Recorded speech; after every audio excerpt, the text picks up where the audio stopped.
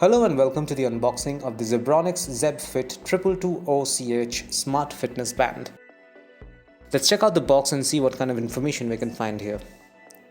At the back it says that this band has IP68 waterproofing and has a round full color display. There's a lot of other information as well, but let's open this box up. We're going to remove the top lid now. You can see the smartwatch the moment you remove the lid. Let's take it out. Something seems to be stuck underneath. Okay, so this is the charging cable for the smartwatch. On one end there is a USB-A connector. You will be able to plug it into laptops, PCs and even power bricks. Now let's take a look at the watch. I'm going to remove the sticker and turn it on. You can see the display showing the Zebronics logo. As mentioned earlier, the smartwatch comes with a 2.5D curved glass rounded display.